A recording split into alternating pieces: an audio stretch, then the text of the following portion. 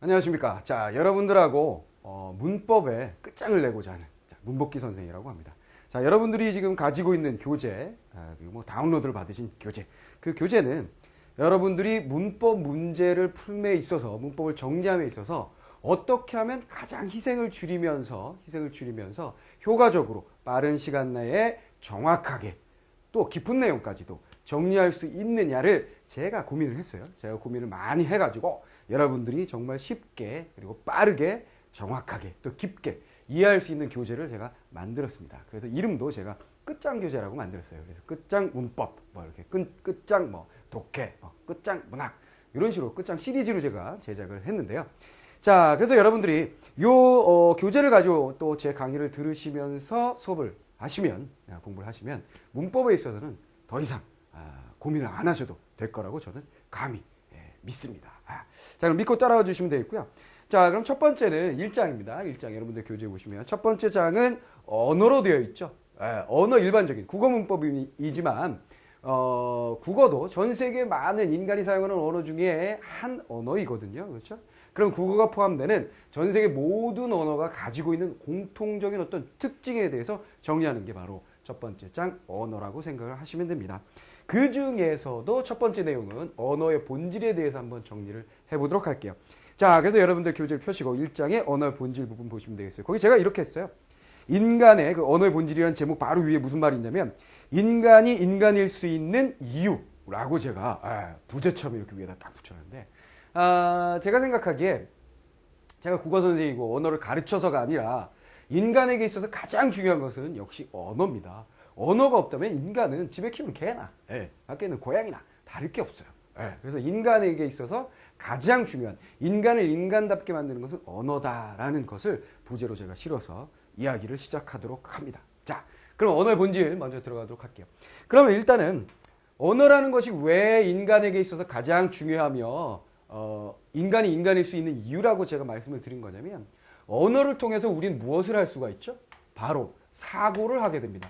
언어가 없다면 우리는 생각을 할 수가 없어요. 근데 이렇게 말씀을 드리면 많은 사람들이 에이 무슨 소리예요. 언어가 없는 개도 생각을 하고 고양이도 생각을 하고 원숭이도 생각을 하는데요. 이렇게 얘기할 수 있는데 이 사고라는 것 자체는 언어가 없이는 절대로 이루어질 수가 없는 부분입니다. 잘 생각하셔야 돼요. 개가 생각을 하고 있는 거 아니에요. 사고하고 있는 거 아닙니다. 개는 감정, 그렇죠. 공포감이라든가 편안한 느낌이라든가 이런 느낌 정도를 가지고 있는 거지 절대로 언어를 가지고 있는 건 아니죠. 개가 왈왈 짖었을 때 에이 그 왈왈 하는 게 사료 좀 주세요. 먹을 것 좀 주세요. 하는 뜻을 가지고 있지만 그건 뭐예요? 욕구를 분출하는 그 감정의 분출일 뿐이에요. 무슨 말이겠습니까? 개가 나 오늘 배가 고픈데 오늘 사료는 어제 줬던 거랑 좀 다른 걸 줬으면 좋겠는데 이런 식의 사고를 절대 하지 못한다는 얘기죠. 그냥 속에서 배가 고파가지고 뭔가를 집어넣고 싶은 그런 본능적 욕구가 생겼을 때 하고 짖게 된다 이런 얘기입니다. 무슨 말이겠습니까? 그래서 언어라는 것이 있어서 우리는 사고가 가능하고 이런 사고를 통해서 많은 결실들을 만들어낼 거예요. 그렇죠? 생각을 해서 야 내가 책이란 걸 만들어냈어. 내가 자동차라는 걸 만들어냈어. 내가 이런 도구, 이런 방법을 고안해냈어. 수없이 많은 결실을 만들어내게 되죠. 그 결실이 바로 뭐죠? 문화입니다. 문화.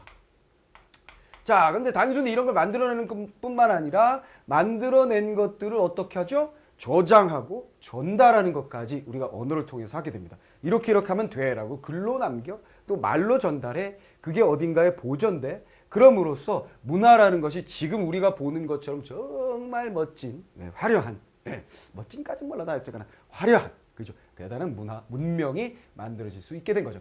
자, 그래서 언어라는 것은 결국 사고를 가능하게 함으로써 인간에게 있어서 가장 중요한 인간 문화, 인간 문명이 만들어질 수 있었던 근본이 바로 언어다. 그래서 뒤집어 생각하면요, 이런 거예요.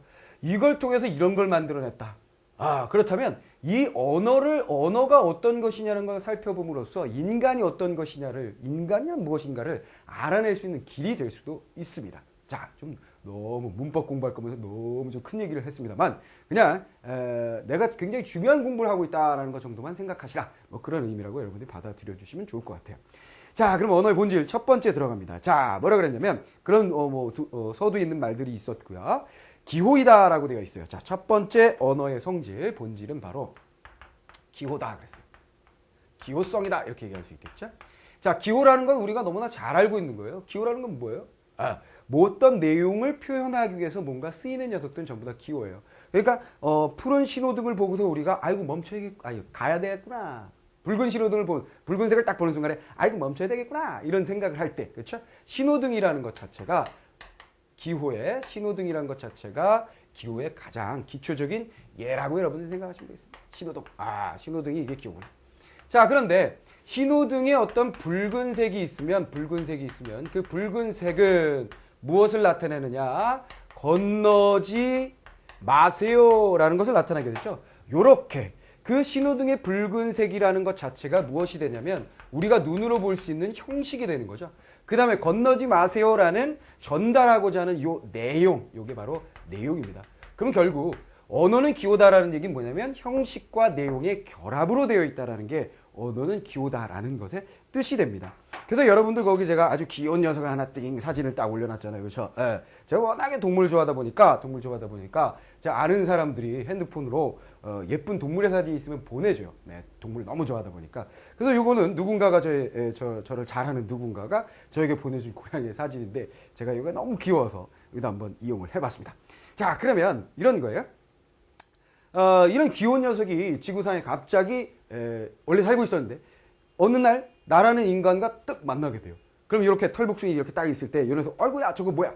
털 달린 거 저 귀여운 거 저거 저거 어떡하지? 저건 잡아먹기엔 좀 그렇고 데려가서 키우고 싶은데 그러는 순간 우리는 이 녀석을 만나게 되는 순간 뭔가 이 녀석에게 이름을 붙여줘야 되겠다라는 뭔가 결심을 하겠죠. 언어가 생겨나고 난 다음에는. 그렇죠? 그래서 이 녀석을 딱 보고서 털복숭이 저거 뭐라고 할까? 고양이라고 해야지 결정을 하게 됩니다. 그러면 여기에 있는 지금 내가 만난 길을 가다가 우연히 만난 이 녀석이 있어요. 예쁜 고양이가 있어요.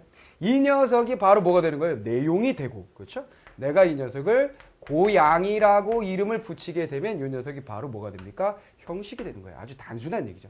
근데 단순히 이렇게 정말 우리가 지구상에서 볼 수 있는 구체적인 사물만이 내용이 될 수 있는 것은 아닙니다. 내용이라는 것은 이렇게 사물만이 될 수 있는 것이 아니라 머릿속에 있는 어떤 사상들까지도 뭐가 될 수 있다? 내용이 될 수 있어요. 언어 기호에서. 그렇죠? 그래서 예를 들어서 이런 거. 자, 이런 거. 이건 뭘까요? 하트예요. 하트. 그죠? 사랑의 표시다. 근데 이게 눈에 보이지 않으니까 내가 상징적인 어떤 그림을 그렸다라고 생각하시면 되겠고요. 인간의 어떤 감정이 있어요. 자, 제가 교재에다가 써놨듯이 그 이성, 그 여자, 그 남자를 난 너무 좋아해. 너무 좋아해. 그래가지고 이 녀석하고 헤어지기가 난 너무 싫어. 그럴 때 우리는 그 감정을 뭐라고 표현을 하냐면 사랑이라고 표현합니다. 그래서 난 널 너무 사랑해. 우리 함께 살지 않겠니? 뭐 이렇게 얘기하게 되는데 그 머릿속에 이루어지는 절대로 눈으로 볼 수 없고 향기를 맡을 수도 없고 만져볼 수도 없는 그 대상, 사랑이라는 감정이 있죠. 그런 것조차도 우리는 뭐라고 얘기한다? 어떻게 한다? 바로 언어 기호를 통해서 이 녀석을 표현하게 되는 거죠. 자, 그렇다면 결국은 언어는 기호다라고 얘기했을 때 이 기호성이라는 건 결국 뭐냐?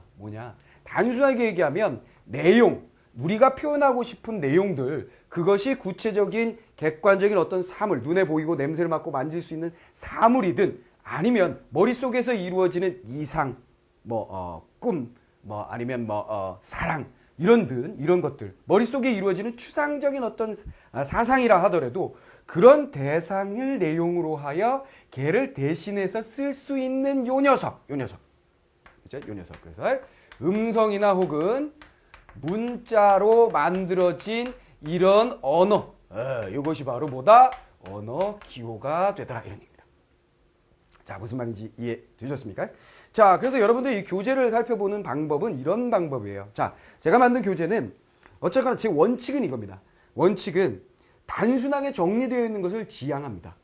지향하는 게 아니라 거부합니다. 무슨 얘기냐면 우리는 어렸을 때부터 정말 많은 참고서 제작자들이 출판사에서 정리해 놓은 1, 2, 이렇게 되어 있는 것을 보고서 공부하는 거에 너무 익숙해져 있어요. 남이 정리한 걸 가지고 공부하는 게 익숙해져 있어요.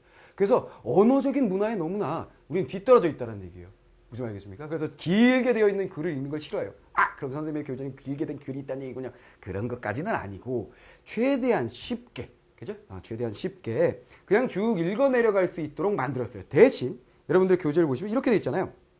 막 제가 뭐라고 썼어요. 그렇죠? 지금 여기 말씀드린 것처럼 고양이 털북숭이 만나는데 이름을 붙이게 되면 고양이로 한다는 등 뭐 사랑하는 감정이 있는데 그걸 사랑이라고 표현한다는 등 막 이렇게 하다가 제가 색깔을 좀 달리했죠. 색깔을 달리해서 이렇게 정리했죠. 이처럼 내용에 결합되는 형식, 내용은 사상과 사물 등등 여러 가지가 있을 수 있겠고요. 그 다음에 형식, 음성어나 문자, 언어 이런 것들을 우리는 언어 기호라고 한다 그래서 핵심이 되는 부분에 대해서는 제가 이렇게 뭔가 다른 형태로 색깔을 넣는다거나 줄을 긋는다거나 하여간 여러분들이 눈으로 볼 수 있게 만들어 드렸어요.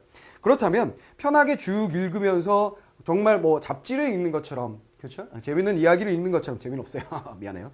자, 이야기를 읽는 것처럼 쭉 읽으면서 중요하다고 생각하는 것 스스로 밑줄을 긋는 것과 동시에 제가 중요하다고 표시해 놓은 것들을 눈여겨보시다가 나중에 얘를 재반복해서 공부할 때는 그런 군더더기 얘기들, 여러분들의 이해를 돕는 군더더기 얘기들은 그냥 버리시고 이런 부분들만 여러분들이 다 읽으시면서 정리가 될 거예요. 또 뒷부분에 가면 핵심 정리 노트처럼 제가 만들어 드린 부분이 있어요. 그런 부분에 공란을 딱 채우시고 그 부분만 보더라도 나중엔 정말 빠른 속도로 이 한 권의 책을 가지고 문법을 정리할 수 있는 그런 상태를 얻으실 수 있을 거예요. 정말 심혈을 기울인 그런 역작이다 뭐 이런 생각이 드는데 미안해요. 스스로 칭찬하고 있는 겁니다. 자, 그러면 이제 밑에 제가 그림도 그려놨는데 그림도 이제 올려놨는데 요 키워드 녀석, 털북숭이 이 녀석, 요 녀석이 바로 뭐예요? 지칭하고자 하는 대상 고양이다 이런 얘기입니다. 그렇죠? 그래서 내용입니다. 이 녀석이. 그래서 사물과 사상이 되는 거고 우리가 고양이라고 입 밖으로 이렇게 발음을 좀기관을 통해서 말을 하든 아니면 이렇게 글자로 고양이라고 쓰든 이런 것들을 우리가 언어 기호라고 이야기를 할 수가 있겠습니다.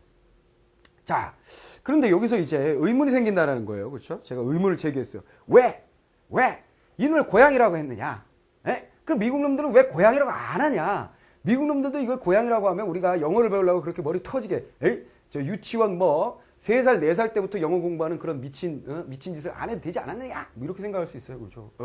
이걸 캣이라고 안 하고 걔들도 고양이라고 하고 이걸 러브라고 안 하고 사랑이라고 했다면 그죠? 우리가 영어를 공부하고 일어를 공부하고 뭐 중국어 공부하고 불어 공부하고 막 외국어를 공부하지 않아도 됐었는데 왜 이런 일이 벌어졌느냐? 왜 이런 일이 벌어졌느냐?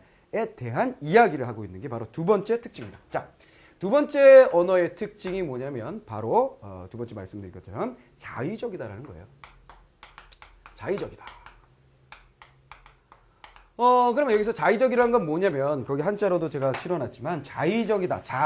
자의라는 게 임의적이다라는 얘기예요. 달리 얘기하면 임의적이다. 아유 선생님 왜? 자의적이란 말이 무슨 말인지 잘 몰랐는데요. 임의적이란 말을 선생님이 설명해 주시니까 그것도 모르겠는데요. 임의적은 또 뭐예요? 이렇게 얘기할 수 있어요. 임의적이 뭐긴 뭐예요? 여러분들 이거 있잖아요. 제가 야 여기 저 아이스크림 통이 있어. 네가 임의로 좋아하는 거 3개만 뽑아. 그렇게 얘기하면 바로 알아들었죠. 무슨 말인지 알겠죠? 무슨 얘기냐? 임의적이라는 것은 마음대로라는 뜻입니다. 마음대로. 자기 마음대로. 무슨 말인지 알겠죠? 그 얘기는 결국 뭐냐면 필연적이지 않다라는 얘기예요. 필연적이지 않다. 자, 무슨 얘기냐? 자, 앞에서 뭐라 그랬어요? 기호라는 것은 내용과 형식의 결합이라고 그랬죠. 우리가 이런 양 하고 튀어나온 털북숭이를 보는 순간 나 쟤한테 이름 붙여줄 거야. 고양이라고 붙여줘야지 했단 말이에요. 무슨 말이겠어요? 근데 얘를 고양이라고 붙여줘야 할 전혀 뭐예요? 필연적인 이유가 없다라는 얘기입니다. 마음대로 붙여줬다는 얘기예요. 임의로 붙여줬다는 얘기예요. 자의적으로 붙여줬다라는 얘기입니다. 그래서 여러분들의 교재에 제가 약간 또 글씨 넣어준 색깔을 바꾼 부분이 있죠. 언어는 모두 필연적인 이유 없이 임의로 내용과 형식이 결합된 것이다 그랬어요. 그러면 지금부터 여러분들에게 설명드리는 이 언어의 본질은 전부 연결이 되는 겁니다. 기호성이라는 건 뭐라고 했어요? 내용과 형식의 결합으로 되는 것. 됐습니까? 자의적은 뭐예요? 그 내용과 형식이 결합될 때에 내용과 형식이 결합될 때 어떻게 된다고요? 바로 앞에서 설명드렸던 이렇게 임의적이고 필연적이지 않고 지 마음대로 결합이 이루어진 것을 우린 뭐라 그런다? 자의성이라고 이야기합니다. 됐죠? 그래서 자의성의 사례에 대한 문제도 굉장히 많이 나와요. 자의성을 증명해 줄 수 있는 근거들이 무엇이냐 뭐 이런 얘기들 많이 나오는데요. 그 근거들 여러분들이 잘 생각해 주시는 게 좋겠습니다. 첫 번째 이런 거예요. 또 제가 예쁘다고 딱히 보기는 어려운 뚱뚱한 새끼 여기다 놔줬어요. 그렇죠? 몸에 좋은 요즘 뭐 애완용으로도 많이 키우는 그런 녀석인데요. 돼지입니다. 돼지. 돼지가 있는데 이 돼지를 한국에서는 돼지, 영국에서는 피그, 뭐 프랑스에서는 포크, 발음 몰라요. 다들 잘 몰라요. 그렇죠. 독일어에서는 뭐라 그래야 되나요? 쉬바인 뭐 이렇게 해야 되나요? 이렇게 한대요. 그죠? 그 다음에 특이한 것도 뭐냐면 돼지 소리를 우린 꿀꿀 그래요. 그죠? 영국은 뭐라 그래요? 영국, 미국, 아잉크, 아잉크 그런데요. 그죠? 제가 발음은 더 부정확할 거예요. 그죠? 프랑스에서는 그로잉 그랑 뭐 이렇게 하고 독일에서는 꽥꽥 이렇게 한답니다. 자, 됐죠? 근데 제가 가만히 보면 결국 이렇게 돼지라는 녀석을 만났을 때 돼지라는 그런 내용에 대해서 형식을 우리가 붙여줘야 되는데 기호니까 우리는 돼지라고 붙여주고 또 영국에서는 피그라고 붙여준다라는 것 자체가 분명히 지 마음대로 붙였구나에 대한 이유가 된다라는 거예요. 그렇죠? 근거. 그죠? 근거. 그죠? 네. 세계 민족마다 그 언어가 다르다라는 얘기죠. 그 다름이 그 하나의 근거가 될 수 있다라는 얘기예요. 그렇죠? 요거 여러분들이 포인트로 알아두시면 되겠습니다. 그런데 그 다음에 나와 있는 꿀꿀 어잉 뭐 이런 거 있죠. 그렇죠? 음성상징어. 요걸 여러분들이 주의하셔야 되겠어요.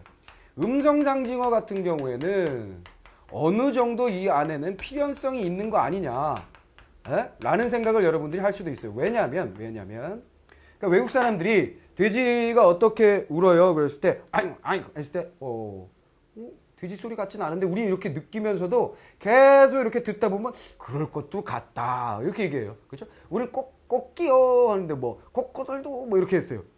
비슷하긴 한데 그러면서 각자 각 민족이 우리 말이 더 닭 소리에 가까워, 우리 말이 돼지 소리에 더 가까워, 우리 말이 개 소리에 더 가까워 이렇게 얘기한다는 거죠. 무슨 말이겠습니까?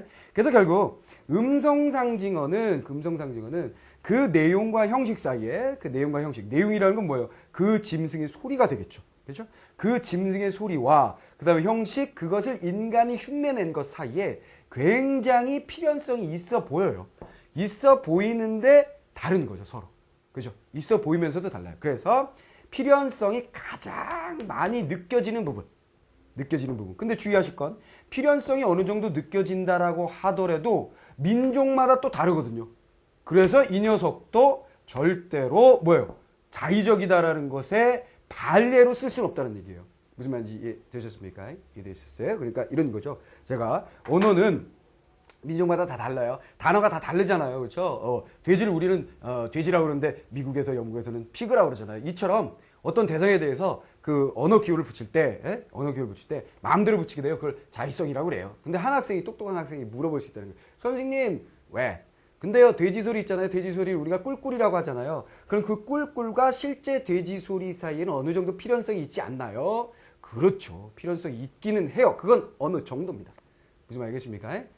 왜 그러냐면 우린 꿀꿀이라고 하는데 영국에서는 어잉크, 미국에서 어잉크 이렇게 한다는 얘기예요. 무슨 말이겠습니까? 그래서 음성상징어도 필연성이 어느 정도 있어 보이긴 합니다만 역시 자의성에 대한 근거일 수밖에 없다는 얘기죠. 그렇죠? 근거 1, 근거 2가 될 수밖에 없다.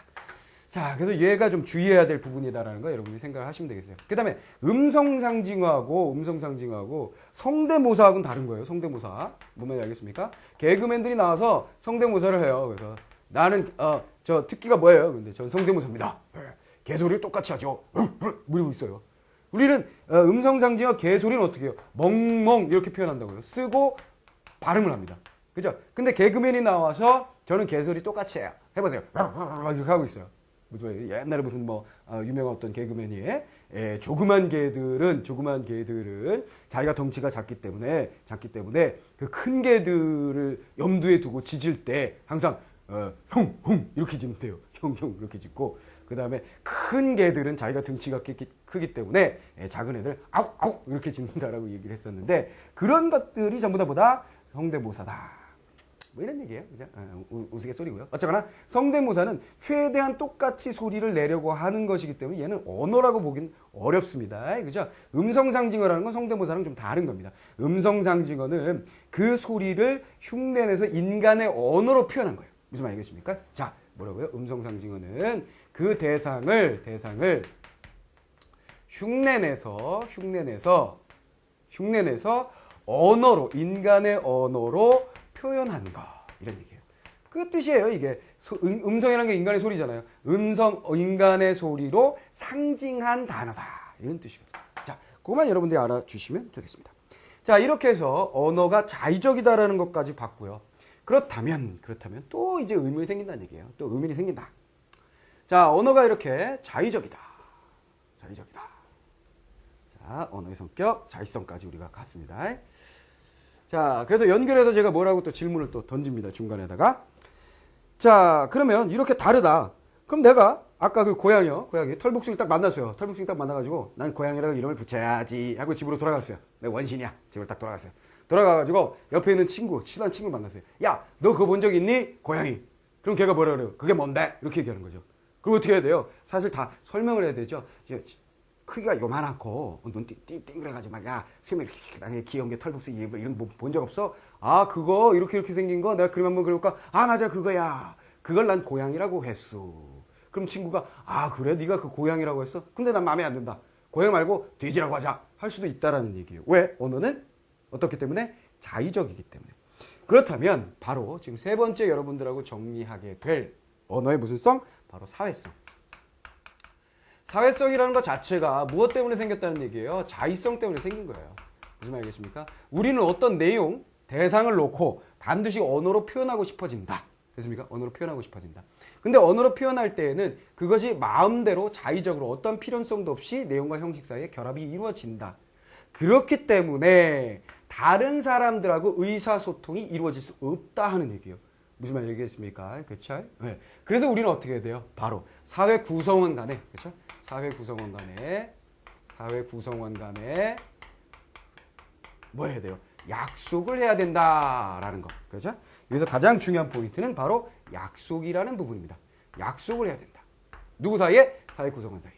그래야만 고양이가 고양이로서 효과를 얻을 수가 있게 되는 거죠. 무슨 말이겠습니까? 그래서 너 고양이 본 적 있어? 고양이. 나 고양이 사랑해. 이런 것들이 충분히 대화가 주고받아질 수 있는 상태가 된다는 얘기죠. 무슨 말인지 알겠어요? 자, 그래서 여러분들의 교재를 보시면 거기 그렇게 해놨죠? 또 파란 글씨로. 언어 교육의 내용과 형식 간의 결합은 사회 구성원 간의 약속에 의해서 가능하다. 이게 가장 중요한 사회성의 포인트가 되겠다. 그런 얘기죠. 자, 그런데 여기서 약속이라고 그랬는데 중요한 것은 요거예요. 또 밑에 그렇게 되어 있죠? 언어는 사회적인 약속의 산물이기에 개인이 마음대로 바꿀 수 없다 그랬어요. 자, 무슨 얘기냐? 이렇게 한번 약속을 해놨으면 개인이, 이게 또 포인트죠. 개인이 자기 마음대로 바꿀 수가 없다. 자, 이게 또 중요한 포인트입니다. 자, 마음대로 바꿀 수 없다. 중요한 포인트 뭐라고요? 개인이. 자, 이게 함정이 될 수 있는데요. 개인이 마음대로 바꿀 수 없다. 얘를 잊어버리시면 안 돼요. 왜 그러냐면 개인이 아니라 공동 어떤 결과로서 공동의 어떤 의지로서 바꿀 수는 있어요. 예를 들어서 우리가 일본어의 잔재가 남아있는 게 너무 싫다. 그래서 무슨 학회, 뭐 정부 단체 등등에서 또 교육 단체 등등에서 교과서를 만드는 데 있어서 이런 단어는 우리가 쓰지 않는 것이 좋겠다. 이 단어로 순화하자. 이런 것들 있죠. 그죠? 그렇죠. 자, 언어 순화 같은 경우 이런 것들. 자, 이런 거는 개인이 바꿨다라고 볼 수는 없는 거예요. 무슨 말인지 알겠습니까? 물론 최초로 누군가가 이렇게 하자라고 생각했을 수 있고 여럿이 그런 생각을 했을 수 있고, 근데 어쨌거나 공통된 사회 구성은 공동의 어떤 의지에 의해서 언어 순환은 이루어지게 되는 거죠. 그래서 뭔가가 변화될 수는 있다 이런 얘기입니다. 자, 그래서 여기서 개인이 바꿀 수는 없다는 얘기예요. 그 얘기는 뒤집어서 얘기하면 개인이 아니라 모두 동의를 한다면, 그렇죠? 구성원 사이에 구성원의 동의가 있으면 바뀔 수도 있다. 뭐 이런 생각을 또 해볼 수도 있다는 얘기예요. 됐습니까? 자, 그리고 사회성이라는 것은 사회 구성원 간의 약속이라는 거고, 그 다음에 요거요. 개인이 마음대로 바꿀 수 없다. 요 부분만을 딱 떼서 우리가 불역성이라고 이름을 붙이기도 합니다. 자, 불역성이라는 건 뭔 뜻이에요?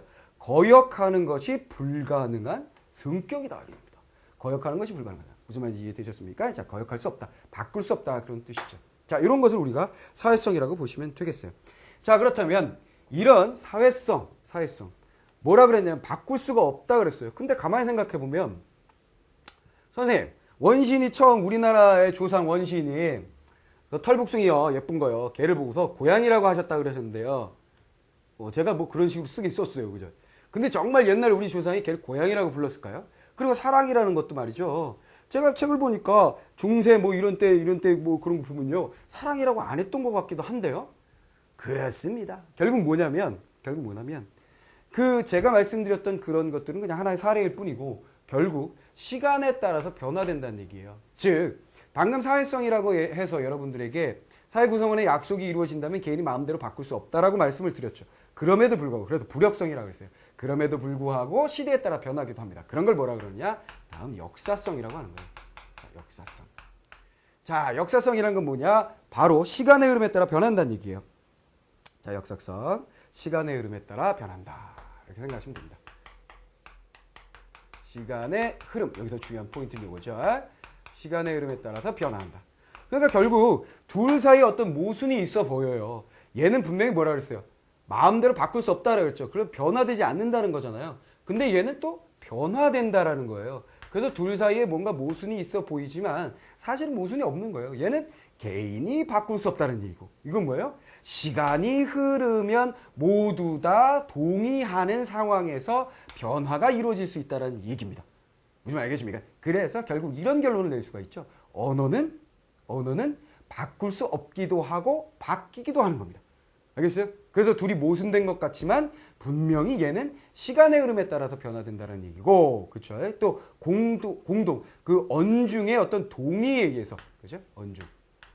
물론 이 동의라는 게 무슨 투표에서 이루어지는 건 아니에요, 그죠? 투표에서 뭐 이루어지는 그런 동의는 아니고 그냥 은연중에 이루어지는 동의가 되겠죠. 자, 이런 것에 의해서 변화될 수 있다라는 얘기입니다. 그래서 얘는 변화되는 거고 얘는 변화될 수 없다라 그래서 둘 사이에 좀 모순되다 좀 이해가 안 된다라고 생각하시면 안 된다라는 걸 지금 말씀을 드린 거고요. 그래서 시간의 흐름에 따라서 변한다. 그래서 이걸 또 달리 얘기해서 뭐라 그래요? 가역성이라고 이야기할 수 있겠죠. 뭐예요? 거역하는 것이 가능하다는 얘기죠. 그래서 언어는 가역성도 가지고 있고 불역성도 가지고 있는 것입니다. 근데 불역성은 뭐다? 개인이 바꿀 수 없다는 얘기고 일순간 개인이 마음대로 바꿀 수 없다는 얘기고 가역성이란 건 뭐다? 시간의 흐름에 따라서 언중의 언어 대중의 동의에 의해서는 변화될 수도 있다라는 걸 여러분들이 알아두시면 되겠습니다. 자, 그게 역사성이에요. 자, 그 다음에 다섯 번째는 분절성입니다. 분절성. 자, 이것도 그냥 쉬워요. 분절이란 건 뭐냐면 분절 쉽게 생각하면 요거는 나눈다예요. 나눈다. 자, 나눈다 그랬습니다. 자, 제가 앞에서 뭐라 그랬냐면 언어라는 건 기호다라 그랬죠. 그렇죠. 기호성을 가지고 있다 그랬어요. 내용과 그 다음에 형식의 결합이시다 그렇게 말씀을 드렸습니다. 그렇죠. 내용과 형식의 결합이다. 근데 이 내용이라는 것이 정말 칼로 물베듯이 그렇게 구분이 명확하게 되어 있지 않은 것들이 굉장히 많아요. 이 내용이라는 녀석이 대부분 어떻게 되어 있다? 바로 연속되어 있는 경우가 많습니다. 연속되어 있는 경우가 많아요. 알겠습니까? 자, 예로 여러분들에게 드린 것처럼 자, 얼굴이 있어요. 얼굴이 있는데 자, 제가 여기 뭐예요? 여러분들한테 보면 그 선생님 볼이잖아요. 라고 얘기할 거예요. 그죠? 예. 이거 뭐예요? 선생님 코잖아요. 뭐 이런 게 얘기할 거예요. 여기 뭐예요? 이마예요. 얘기할 거예요. 그죠? 이거 뭐 어디예요? 턱이에요. 얘기해요. 근데 제가 이렇게 옮겨서 여기는요, 턱이요. 여기는요, 턱이요. 여기는 턱이요. 턱이요. 그쯤은 볼이라고 해야 될까요? 턱이라고 해야 될까요? 왜 그러냐면 볼과 턱과 이마, 코 어쨌거나 얼굴 하나가 있고 걔네들이 연결되어 있어요. 그죠? 즉 내용이 지시하고자 하는 내용 자체가 연속되어 있습니다. 근데 우리는 그거를 임으로 또 나눠서 뭐라고 표현하는 거예요? 그냥 이마와 볼과 턱이라고 나누어서 표현을 하게 됩니다. 자, 됐죠? 분절성이란 뭐라고요? 연속되어 있는 내용 대상을 나누어서 표현하는 것을 우리 뭐라 그런다? 바로 분절성이라고 얘기합니다. 그러다 보니까 굉장히 우리가 말하는 것들은요, 모호하고 애매하고 아리가리 하시다는 얘기입니다. 뭐 말인지 이해되셨어요? 자, 시간도 마찬가지예요. 선생님 지금 몇 시 몇 분이에요? 7시 15분.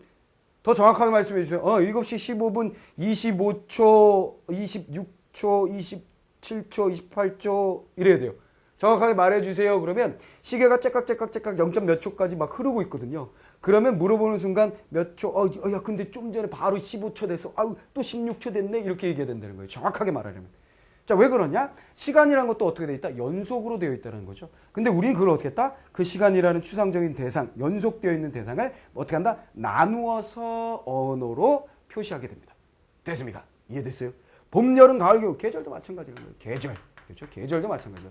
봄, 여름, 가을, 겨울. 언제부터 언제까지가 봄이냐? 아니 선생님 이건 정확하잖아요. 뭐가 정확해요? 2월 며칠부터 뭐 3월 며칠까지를 우린 봄이라고 하는 거잖아요. 아 모르는 거죠. 왜? 며칠이라는 것까지도 어디가 그 연속되어 있는 시간이기 때문에 무슨 말이겠습니까? 그러니까 오늘 다음에 내일이 이렇게 가는데 그 경계면이 명확하지 않다는 얘기예요. 무슨 말이겠습니까? 또 예를 들어서 무지개. 예. 무지개가 있다. 이 녀석도 연속되죠. 색깔이 빨주노초 파남보 막 연속되어 있어요. 근데 우리는 그걸 딱 7개로 나눠서 빨주노초 파남보라고 이야기를 하게 됩니다. 무슨 말인지 알겠어요? 그리고 실제 무지개를 여러분들이 봐서 알겠지만 빨주노초 파남보 다 보이지도 않아요. 그죠? 프리즘을 어떻게 해야지 보이는지 어쨌거나 빨주노초 파남보가 보이지도 않습니다. 자, 이런 것들을 우리가 언어의 분절성이라고 얘기합니다. 뭐라고요? 내용과 형식이 결합해서 내용이 연속된 것이 굉장히 많은데 그것을 우리가 어떻게 한다? 나누어서 표현할 때 그럼 우리가 뭐라 그런다? 언어의 분절성이라고 이야기합니다. 그래서 분절성에 대한 문제는 굉장히 자주 등장을 하게 되는데 중요한 포인트는 어쨌거나 뭐예요?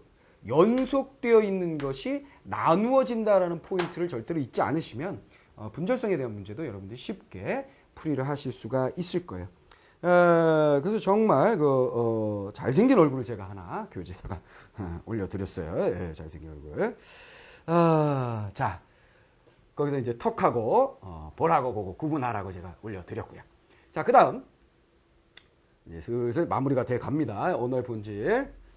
그래서 이거는 뭐 문법을 공부함에 있어서 별로 어렵지 않은 굉장히 기본적이면서도 몸을 푸는 정도, 머리를 푸는 정도로 생각을 하시면 될 것 같아요. 자, 그 다음에 언어의 특징을 또 뭐가 있냐면 추상성이라는 게 있죠. 추상성. 자, 여섯 번째네요. 자, 6번째. 추상성이다. 언어는 추상성을 갖는다 그랬어요. 그럼 이걸 잘 보세요. 추상이라는 말에 대해서 여러분들이 개념을 잡으시면 이거는 제가 끝장 시 문학편의 시를 설명하면서도 말씀을 드린 건데 추상이 무엇인지 언어적으로 잘 아시면 내용을 잘 아시면 개념을 잘 아시면 그냥 쉬워집니다.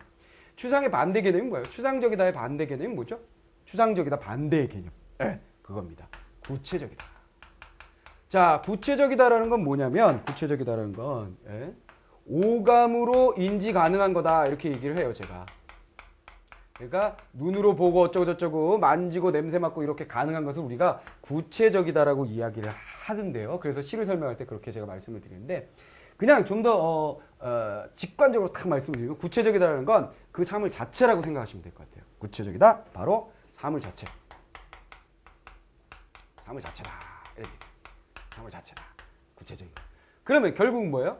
이게 바로 뭐냐면 또 역시 마찬가지예요. 계속해서 제가 말씀드리는 지금 여기 첫 번째 장에서 말씀드리는 언어의 본질에서 언어는 내용과 형식의 결합이다라는 그 기호성에서 모든 속성들이 지금 나오고 있습니다. 자, 이 녀석이 뭐예요? 바로 내용이에요.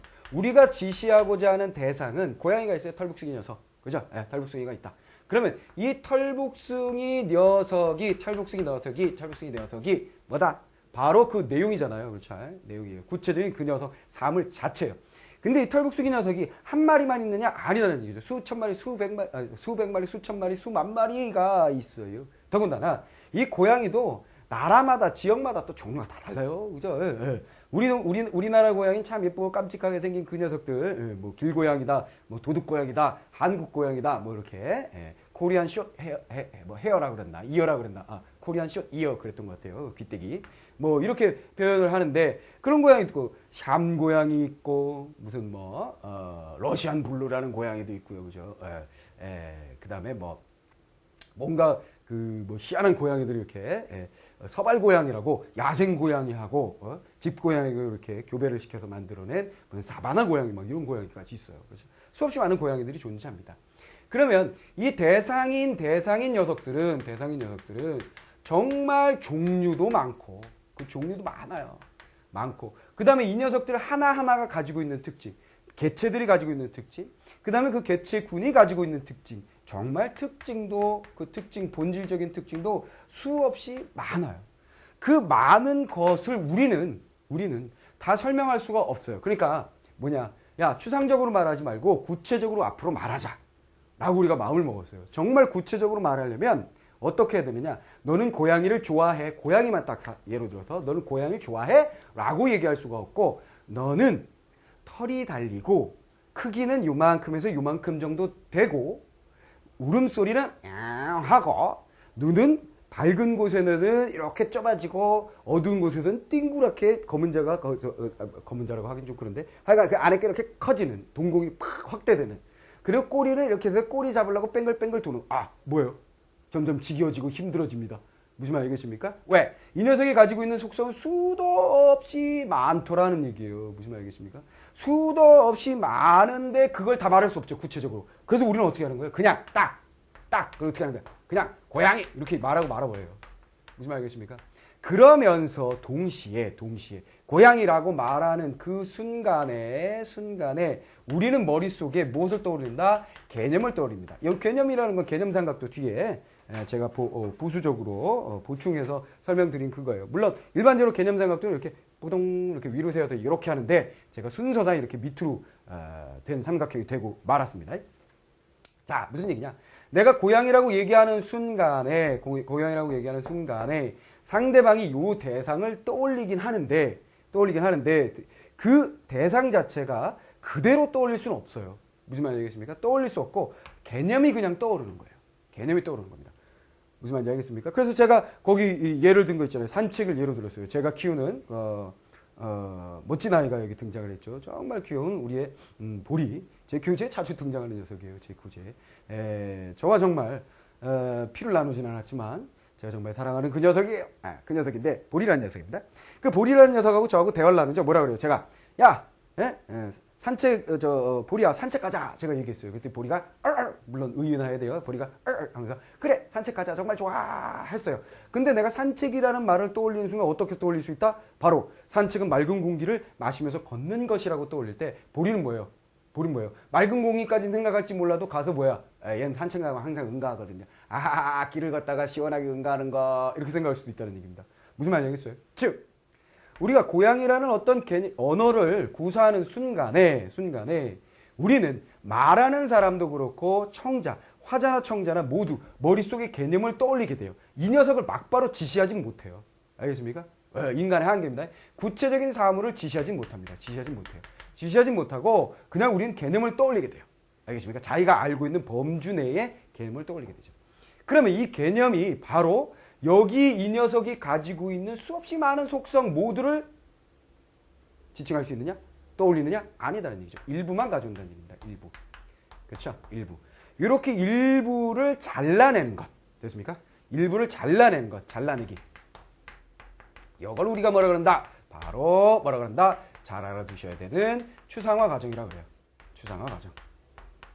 이해됐습니까? 추상화 과정이라는 건 뭐라고요? 대상이 가지고 있는 수없이 많은 속성 중에 일부만을 잘라내는 것을 우린 뭐라 그런다? 추상화 과정이라고 한다는 얘기예요. 그래서 내가 가지고 있는 고양이에 대한 개념, 고양이의 특징, 고양이가 실제 가지고 있는 특징에 비해서는 정말 세발의 조금밖에 안 된다는 얘기입니다. 근데 이걸 우리가 머릿속에 다 물론 다라는 게 불가능해요. 왜? 무한대의 속성을 가지고 있기 때문에. 다 가지고 있을 수 있다라고 생각해 보세요. 머리가 터져버립니다. 무슨 말이겠어요? 인간은 이렇게 많은 속성 중에 일부만 딱 꺼내서 개념을 만들어낼 수 있기 때문에 수없이 많은 대상들에 대해서 이야기를 주고받을 수 있다라는 얘기입니다. 됐습니까? 그래서 제가 이게 분절성하고도 연결이 되어 있다라고 그랬는데 여기 잘라낸다라고 그랬죠? 이게 분절성하고 연결이 되는 거예요. 무슨 얘기냐? 대상이 고양이가 가지고 있는 속성들이 정말 수없이 많잖아요. 그렇죠? 수없이 많이 가지고 있는 속성 중에 일부를 잘라냈다. 그건 또 뭐죠? 연속이 되어 있다는 거잖아요. 이것도 역시. 그렇죠? 그래서 연속되어 있는 속성 중에 일부를 잘라내서 개념을 형성한다. 그래서 우린 뭐예요? 분절성이 추상성하고 아주 밀접한 연관이 있구나라고 이야기할 수 있다는 얘기입니다. 자, 여기까지 전부 다 이해되셨습니까? 이게 이제 추상성에 대한 설명이에요. 추상성에 대한 설명. 자, 이해가 안 되시면 여러분들 교재를 한번 차근차근 읽어보시면 좀 더 쉽게 이해가 안 되시면 여러 번 읽어보시면 다 이해가 되실 거예요. 자, 그래서 이렇게 정리해놨어요. 자, 거기도 이제 글씨를 다르게 한 부분이 있죠. 대상의 수없이 많은 특징 중에 일부만을 선택하여 그 대상의 특징을 개념화하는 것을 우린 뭐라 그런다? 추상화라고 한다. 이 개념. 그죠? 그래서 이렇게 의미의 삼각도가 이렇게 만들어질 수가 있는 거죠. 그래서 우리의 언어 기호, 이게 내용이죠. 내용과 형식 사이에 이게 내용이고 형식. 그래서 여기를 보통 어떻게 해요? 점선으로 표시한다고 그랬어요. 내용과 형식 사이의 관계는 바로 직결되진 못합니다. 언제나 뭐예요? 머릿속에 개념과 연관이 돼서 떠오르게 되는 거죠. 무슨 말인지 알겠죠? 그래서 이렇게 머릿속에 떠오르는 개념을 만들어낼 때 우리는 뭐다? 추상화 과정을 통해서 만들어낸다라는 이야기가 되겠습니다. 자, 이렇게 해서 6가지 언어의 본질적인 특징에 대해서 제가 쭉 설명을 드렸고요. 그 다음에 여러분들이 암기 노트 만들기라는 걸 볼 수 있을 거예요. 제 교재에 심혈을 기울인 또 부분이 되겠습니다. 이 부분을 여러분들 잘 정리해 놓고 정말 맘먹고 이 부분만 다 오려서 혹은 복사를 해서 딱 철을 해두시면 이 교재의 전체 핵심적인 내용들이 다 정리가 될 거예요. 그래서 이 부분을 채우는 건 여러분들이 하세요. 제가 절대로 말씀드리지 않겠습니다. 근데 이 부분 잘 보시면 이렇게 돼 있어요. 제가 표시를 해놨죠. 첫 번째, 내용과 형식의 결합으로 이루어진다. 그 다음의 속성이 어떻게 돼 있어요? 내용과 형식이 결합될 때 임의적으로 이루어진다. 내용과 형식이 이렇게 임의적으로 자의적으로 이루어지기 때문에 사회 구성원 간의 약속이 필요하다. 약속이 이루어졌기 때문에 개인이 마음대로 바꿀 수가 없다. 됐습니까? 하지만 시간의 흐름에 따라서 내용과 형식 중 어떤 것들이 변할 수도 있다. 그죠? 그 다음에 그 내용은, 대상은 연속적이지만 그것을 우리는 끊어서 표현하기 때문에 무슨성을 가지고 있다라고 이야기한다. 또 내용이 무한대의 특징, 대상이 무한대의 특징을 가지고 있는데 그것의 일부를 뚜둥 끌어냈을 때 우리는 무엇이라고 한다? 바로 그걸 추상화 과정, 그렇죠? 추상화라고 한다. 그래서 결국 처음의 속성부터 마지막 속성까지 내용과 형식이라는 그 단어를 가지고 연결을 제가 이렇게 쭉 시켜놨어요. 자, 아시겠죠? 그럼 요 부분을 잘 읽어보시면 이 부분이 한 번에 다 끝난다. 이런 얘기입니다. 자, 그 다음에 기본삼각형이라는 것은 의미삼각도 요거 말씀드린 거예요. 자, 요것에 대해서 한번 읽어보시면 무슨 말인지 다 이해가 되실 겁니다. 자, 그럼 이제 문제풀이로 들어가겠습니다. 자, 실전 문제풀이. 여러분들이 같이 정리해 주시면 되겠어요.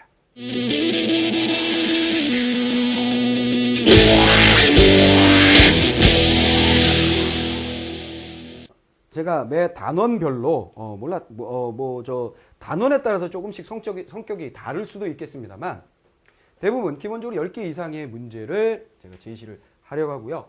그 문제를 출제하게 된 기준은 당연히 여러분들이 보시게 될 시험의 기출 문제들하고 연관을 시켰고, 그죠? 그 다음에 예측이 되는 문제들, 또 기본적인 내용을 여러분들이 반드시 정리하고 알기 위해서 꼭 필요한 것들, 이런 것들을 제가 문제로 냈습니다. 자, 문제로 냈으니까 여러분들이 잘 풀어보시고, 이 실전 문제를 푸심으로써 앞에 있는 그 암기 노트 만들기, 그 부분을 다 해결을 하시면 완벽하게 정리가 되실 것이고, 그 다음에 실전 문제까지 풀어서 정리를 하시게 되면 정말 이 각 단원별, 각 소단원별로 정말 시험에 대한 준비가 완벽하게 이루어질 거라고 제가 장담을 합니다. 자, 그럼 1번 문제부터 볼게요. 다음 중 언어의 분절성을 뒷받침하는 사례로 적절하지 않은 것은 뭐냐 그랬어요. 자, 분절성. 자, 1번 문제부터. 자, 분절성이라는 말이 나오면 주구나 사나 우리는 무엇을 떠올려야 된다고요? 분절성. 연속된 내용을 나눈다. 요것만 여러분들이 떠올리시면 그냥 쉽게 정리가 됩니다. 됐죠? 자, 뭐가 연속되어 있다? 내용이 연속되어 있다. 그죠? 내용 혹은 대상이 연속되어 있다는 것만 알면 얘는 끝난다. 됐습니까? 자, 그래서 그걸 가지고 여러분들이 해주시면 되겠어요. 자, 그러면 1번 무지개 색을 7가지 색으로 본다. 자, 무지개 보세요. 1번의 무지개 어떻게 돼요? 연속되어 있다. 연속되어 있죠. 색깔이 연속되어 있죠. 개미의 몸을 몇 부분으로 나눈다. 개미 어때요? 그렇죠. 연속되어 있다. 부모를 아빠와 엄마로 나누어 부른다. 이거 정답이네요. 그렇죠. 자, 부모라고 얘기했을 때 아버지와 어머니가 한 몸이야? 아니잖아. 연속되어 있지 않잖아. 됐습니까? 그래서 이걸 아버지와 어머니로 나누는 것은 절대로 뭐가 될 수 없다? 분절성, 언어의 분절성을 설명하지 않죠. 계절 됐습니다. 계절을 4계절로 나눈다. 됐습니다. 자, 이런 식으로 푸는 거예요. 분절성에 대한 문제가 나오면 뭘 떠올린다? 연속. 요거만 딱 떠올리시면 쉽게 풀 수가 있을 겁니다. 예를 들어서 뭐 컴퓨터 같은 경우에 본체와 모니터와 본체, 모니터, 뭐 키보드 등으로 나눈다. 이렇게 얘기했을 때 그 녀석들 원래 분리되어 있는 녀석들이에요. 그렇죠? 그렇기 때문에 그런 것도 분절성의 어떤 사례로 가져오긴 굉장히 힘든 녀석이 되겠습니다. 자, 2번 문제 들어갈게요. 제시문이 의미하는 언어의 특성은 뭐냐고 그랬어요. 우리가 하늘이라고 부르는 대상을 중국 사람들은 TN, 영국 사람들은 스카이라고 부르면 프랑스 사람들은 CL이라고 부른다. 이게 뭐야? 무슨 말이야? 그죠? 민족마다 언어가 다르다라는 것은 무슨 속성? 바로 자의성에 해당하는 거죠. 됐습니까? 민족의 언어 차이. 그죠? 언어 차이는 왜 일어났다? 바로 무엇 때문에? 자의성이다. 언어 차이가 왜 생겼을까요? 바벨탑의 전설이요. 막 이런 거 하면 안 됩니다. 우리는 지금 문제를 풀고 있는 중이에요. 자, 그다음에 다음 제시문의 특징이 생긴 원인은 무엇이냐 그랬어요. 자, 언어가 언어 기호로서 원중에게 인정을 받고 사용되려면 반드시 사회 구성원 간에 약속이 있어야 된다. 이렇게 인정받은 언어 기호는 개인이 마음대로 바꿀 수 없다 그랬어요. 자, 3번 문제에서 얘기하고 있는 언어의 속성은 무슨 속성이죠? 그렇습니다. 바로 사회성을 얘기하죠. 그렇다면 사회성이 생기게 되는 이유는 뭐냐? 사회성은 뭐죠? 약속이 필요하다는 얘기죠. 약속. 반드시 약속을 해야 하는 이유는 무엇 때문에? 그렇죠. 바로 자의성. 자의성 때문이죠. 역시 또 자의성이 답이 됐네요. 그렇죠? 왜? 내용과 형식 사이에 필연성이 없기 때문에 저 녀석과 나 사이에 구성원들 사이에 다른 이름으로 부를 수가 있어요. 그래서 반드시 약속을 해야만 한다라는 게 바로 사회성이 되겠습니다. 자, 그래서 사회성은 자의성 때문에 생겨난 현상이다라는 거 이것도 주의를 해주시면 좋겠습니다. 자, 네 번째 문제. 언어의 본질에 대한 설명을 적절하지 않은 것은 뭐냐 그랬어요. 민족마다 다른 언어를 사용하면 자의성의 증거에 해당한다 그랬어요. 자, 이건 뭐예요? 자의성에 대한 설명이죠. 좀 전에 봤었던 거예요. 민족마다 언어 차이가 있다. 자의성의 근거로 사용한다. 됐습니다. 그 다음. 언어 기호는 대상의 본질을 완전하게 나타낸다. 자, 항상 문제를 풀 때는요. 이렇게 극단적인 말들을 주의하셔야 돼요. 완전하게. 이런 말이 나오면 이거 틀린 거 아니야? 하고 반드시 의심을 해보시는 게 문제풀이의 하나의 테크닉이라고 볼 수가 있겠어요. 자, 언어 기호는 대상의 본질을 완전하게 나타낸다 그랬는데요. 아니죠. 언어 기호는 대상의 본질을 완전하게 나타낼 수가 없고 어떻게? 그죠? 대상의 본질을 완전히 나타낼 수가 없고 어떻게 한다? 바로 뭘 어떻게 한다고요? 추상화. 그죠? 추상화라는 건 뭐다? 그 녀석이 가지고 있는 본질의 일부를 잘라서 이게 이제 분절성하고도 연관이 있다 그랬죠. 자, 그렇게 보시면 되겠고요. 언어 기호는 시간의 흐름에 따라서 변할 수도 있다. 이런 걸 뭐라 그래요? 역사성이라고 그러죠. 자, 그다음 표준어 규정은 언어 사회성에 밀접한 관계를 갖는다. 무슨 말이에요? 표준어 규정이라는 건 우리 이렇게 사용합시다라는 거잖아요. 그렇죠? 그러니까 뭐야? 구성원 간의 약속을 만들어내고 그 약속을 지키도록 유도하는 거죠. 그러니까 당연히 얘는 사회성하고 밀접한 연관을 가지고 있다는 거 맞습니다. 자, 5번 문제 들어갈게요. 제시문에서 설명하는 언어적 성격이 가장 약하게 나타나는 예는 뭐냐고 했어요. 언어는 기호 형식인 음성과 내용인 의미의 결합이 필연적이지 않다 그랬어요. 자, 그러면 5번에서 얘기하고자 하는 게 뭐죠? 바로 자의성이네요. 또 그죠? 자, 자의성. 자의성이 가장 약한 거. 앞에서 설명을 드렸던 내용입니다. 우리는 개 짖는 소리를 다른 민족과 달리 멍멍으로 표현한다. 이게 뭐죠? 음성상징어예요. 그렇죠? 음성상징어도 당연히 자의적입니다. 민족마다 달라요. 그죠? 하지만 이게 필연성이 그중 그나마 필연성이 가장 강한 부분이라는 거. 그래서 정답 1번이 되죠. 나는 내 강아지를 볼이라고 지었다. 이거 뭐예요? 내 마음이에요. 내 마음대로 붙인 거예요. 이름을. 그렇죠? 부추를 어느 지역에서는 정구지라고 한다. 마음대로 붙이니까 지역마다 다르게 이름을 붙일 수도 있는 거죠. 뭐 충북, 그다음에 경상도 지방 이런 데서 정구지라고 한다고 합니다. 자, 어여쁘다가 과거에는 불쌍하다는 의미로 쓰이기도 했다. 이건 뭐예요? 역사성이기도 하면서 뭐예요? 역사성이기도 하면서 시대에 따라서 이렇게 변할 수 있다는 얘기는 반드시 어여쁘다가 뭐예요? 불쌍하다는 뜻, 내용과 형식의 결합이 반드시 그렇게 이루어져야 하는 필연성이 없기 때문에 시간의 흐름에 따라서 변할 수도 있는 거죠. 무슨 말인지 이해되셨습니까?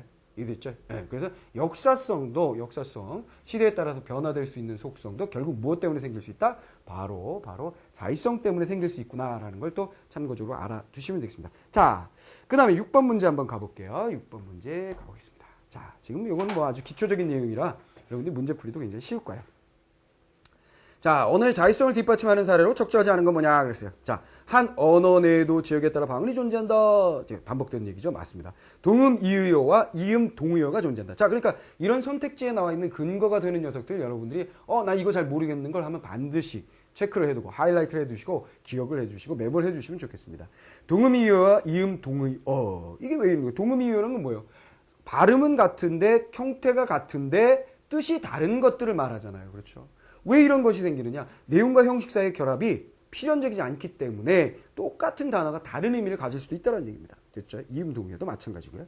언어 내용과 형식이 따로 변화된다. 이거 역사성이죠. 그렇죠? 예. 반드시 그 녀석이 그 녀석이어야 할 이유가 없기 때문에 시대에 따라 변할 수도 있다.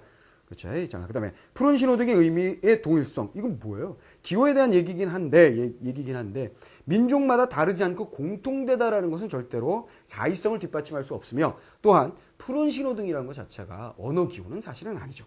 그래서 정답 4번이 되겠습니다. 자, 그다음에 7번 문제 한번 가볼게요. 7번. 다음 제시문에 의미하는 언어의 특성은 뭐냐 그랬어요. 미국의 언어사회학자 라보브의 실험에 의하면 사람들은 각기 다른 크기의 그릇을 제시했을 때 작은 것은 컵으로 그 다음에 점점 그릇이 커지면서 그 그릇의 크기가 커지면서 사발로 대답하는 사람들이 많아졌다는 얘기예요. 무슨 얘기냐? 그러니까 자 7번 문제. 자 요만한 거 딱 주고 요 그릇의 이름을 뭘까요? 그럼 컵이요 그런다는 얘기예요. 좀 더 커져. 요 그릇의 이름은 뭘까요? 컵이요. 좀 더 커져. 요 그릇의 이름은 뭘까요? 야 이거 너무 좀 깡통같이 그렸는데요. 자 이렇게 돼 있다 생각치고 이제 사람들이 어떤 사람은 계속 컵이요 하는 사람도 있고 어떤 사람은 그건 보울이요 사발이요 라고 얘기하는 거예요. 근데 좀 더 커져. 좀 더 커져. 그 이제 컵이라고 하긴 좀 그래. 그래서 더 많은 사람들이 이제 사발이라고 하고 소수의 사람들이 컵이라고 해요. 근데 완전히 커졌어. 완전히 와 이따만해. 그럼 이걸 컵이라고 하는 사람은 없죠.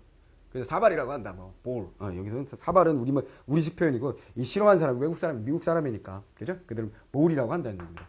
그럼 이쪽으로 가면 점점 볼이 더 많아진다는 얘기예요. 그러면 도대체 크기가 어느 정도까지가 컵이고 어느 정도까지가 볼인지 이것도 뭐예요? 연속된 거죠. 그 크기라는 것은 연속된 겁니다. 물론 크기는 이렇게 그릇에 이렇게 뚝뚝 떨어져 있지만 무슨 말인지 알겠습니까? 그래서 이것도 하나의 무엇이 될 수 있다? 분절성의 예가 될 수 있습니다. 무슨 말인지 이해됐어요? 이해됐죠? 자, 그릇의 크기라는 것은 요걸 사이즈를 예를 들어서 1이라고 치면 1, 2, 3, 4, 5 연속된 사이즈들이 존재해요. 요거 사이에 수없이 많은 사이즈의 차이가 크기가 조금씩 다른 컵들을 막 제조할 수 있어요. 무슨 말 알겠습니까? 그릇들을 제조할 수 있어요. 수만 개를. 0.0000001mm 차이 나는. 무슨 말 알겠습니까? 그리고 연속되는 크기의 차이. 그죠? 크기가 연속된데 그것을 우리는 뭐예요? 뚝 끊어서 여기까진 컵, 여기까진 사발, 볼이라고 표현을 하더라는 얘기예요. 이런 것들도 우리가 분절성이라고 얘기하죠. 자, 그 다음에 제시문에 의미하는 언어의 특성은 뭐냐 그랬어요. 이제 8번 문제로 한번 들어가 보도록 하겠습니다. 8번 문제. 자, 8번 문제 한번 보시죠. 자, 8번 문제. 제시문에 의미하는 언어적 특성은 뭐냐 그랬어요. 언어는 문장, 단어, 형태도 의문으로 나눌 수 있다. 오케이. 여기 뭐라 그랬어요? 이런 것들도 분절성이라고 얘기했죠. 그 언어 자체가 뭔가 나뉘어지는 요소들을 가지고 있다는 것도 분절성이라고 얘기한다고 그랬습니다. 자, 그거 주의하셔야 될 부분이기 때문에 제가 한번 문제로 드려본 거고요. 그 다음에 9번. 언어의 본질에 대한 설명으로 적절하지 않은 것은 뭐냐 그랬어요. 인간은 구체적인 대상으로부터 공통 속성을 뽑아 개념을 형성한다. 이런 걸 뭐라 그랬어요? 추상화. 그렇죠? 언어는 물리적으로 연속된 실체를 분절적으로 쪼개 표현한다. 이건 뭐라 그랬어요? 분절성. 됐죠? 자, 언어의 본질에 해당하는 얘기 됩니다. 한번 형성된 내용과 형식 간의 결합은 사회적인 약속 이후에 절대로 변화될 수 없다. 그럴듯한데 또 극단적인 얘기가 나왔죠. 절대로라는 말이 나왔어요. 절대로 아닙니다. 절대로 아니죠. 변화될 수도 있습니다. 왜? 역사성에 의해서 시간의 흐름에 따라서 구성원들이 동의한다면 변화될 요소가 분명히 존재하죠. 자, 그래서 9번의 정답은 3번이 됐고요. 자, 그 다음에 언어기호의 4번 보시면 9번의 4번. 언어기호의 내용과 형식의 결합은 필연성이 없다. 이런 걸 우리가 뭐라 한다고 했죠? 자의성이라고 이야기한다고 말씀드렸습니다. 자, 그 다음 10번 문제 한번 보세요. 10번 문제. 자, 10번 문제. 복귀가 얘기했어요. 뭐라고? 애완용 돼지를 떠올리면서 어느 순간에 제가 옛날에 실제로 체험을 했거든요. 어느 그 슈퍼에 갔는데 그 앞에 돼지가 조그만 녀석이 있어요. 근데 그 냉장고가 돌아가는데 그 냉장고에 그 뜨거운 바람이 나오는 부분에 몸을 이렇게 붙이고 있어요. 애가 한 가을이었는데 이렇게 붙이고 있어요. 그 이게 왜 이래요? 그랬더니 얘는 여기를 좋아한대요. 따끈한 데만 있으려고 그러는데요. 근데 얘는 뭐예요? 그랬더니 애완용 돼지예요 라고 얘기하는데 진짜 가만히 보니까 굉장히 귀여워요. 그죠? 그래서 제가 이렇게 얘기한 거죠. 난 이제 돼지가 좋아졌어. 왜? 애완용. 그죠? 귀여워. 키우고 싶어. 이렇게 얘기했는데 내 친구 보리가 뭐라는 거야. 그래? 그럼 오늘 삼겹살에 소주 한잔 할까? 이렇게 얘기했어요. 즉 뭐죠? 자, 돼지라는 언어 기호를 제가 사용을 했습니다. 그럼 이 돼지라는 언어 기호는 세상에 있는 돼지라는 실제 사물을 모두 지칭하진 못한다 그랬죠. 그렇죠. 그러면 내 머릿속에도 생각이 있는 거예요. 무슨 생각이 있는 거예요? 아이고 그 귀여운 애완용의 돼지, 예쁘게 생긴 그 모습, 이런 걸 떠올리는 겁니다. 화자는 귀여운 모습, 귀여운 모습을 딱 떠올리고 얘기한 거예요. 근데 이것을 들은 청자, 보리는 어떻게 한 거예요? 청자는 돼지하면 얘는 뭐야? 먹는 거밖에 몰라. 그래서 그럼 삼겹살 써자. 이거 무슨 말인지 알겠죠? 자, 그런 식입니다. 그렇다면 결국 얘는 이제 귀여운 모습이 아니라 먹는 고기를 떠올렸다 이런 얘기예요. 음식으로, 돼지를 음식으로 생각했어요. 자, 이런 차이가 일어나게 되는 이유는 무엇이냐? 바로 뭐예요? 실제 돼지에 대해서 우리는 그대로 지칭하고 설명할 수가 없다. 그래서 어떻게 한다? 바로 이런 식으로 그 일부만을 이야기하게 된다라는 얘기죠. 그것은 바로 뭐다? 추상성이죠. 추상성. 그죠? 추상성. 자, 이런 걸 우리가 뭐라 한다? 추상화 가정이라고 한다. 그렇게 얘기했습니다. 됐습니까? 자, 이렇게 해서 제가 여러분들에게 내드린 문제 10개의 문제를 한번 다 풀어봤어요. 정말 말 그대로 진정한 문법 공부를 시작하기 위한 준비 운동을 했다라고 생각을 하시면 되겠습니다. 언어 일반적인 얘기. 그렇죠? 다음 강의에서도 마찬가지 좀 일반적인 얘기, 준비 운동 부분에 대한 이야기가 있을 거예요. 그러면 이 부분을 통해서 여러분들이 이걸 먼저 이걸 이제 생각하시면 될 거예요. 이 교재와 이 강의를 어떻게 내가 활용할 수 있을까, 활용해야 할까를 여러분들이 생각을 해보시는 그런 시간이기도 하다라는 거죠. 그래서 제가 말로써 풀어서 여러분들의 개념을 설명하면서 중요 부분은 반드시 표시를 해드렸다. 그 다음에 나의 암기 노트를 만든다라고 생각하고 확인 학습하기 위해서 거기다 적어본다. 그럼 그 부분을 오려서 모은다면, 혹은 복사해서 모은다면 여러분들의 완전히 단시간에 정리할 수 있는 노트를 마련한 것이다라고 보시면 되겠다는 얘기죠. 그 문제는 제가 앞부분에 설명한 것들에 대해서 반드시 확인해야 될 것.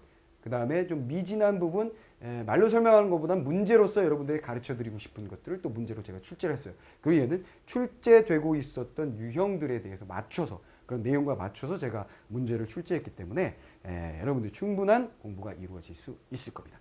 자, 그러면 국어 문법이라는 게 전혀 어렵지 않게 시험을 준비할 수 있고, 또 국어에 대한 내가 사랑을 할 수 있고 제대로 된 국어 사용자가 될 수 있다는 어떤 기대를 가지시고 저와 함께 하신다면, 이 강의가 끝나는 순간까지 함께 하신다면 정말로 국어 문법, 국어에 있어서는 뭔가를 하나 큰 무기를 가지고 있는 그런 상태가 되실 거라고 저는 자부합니다.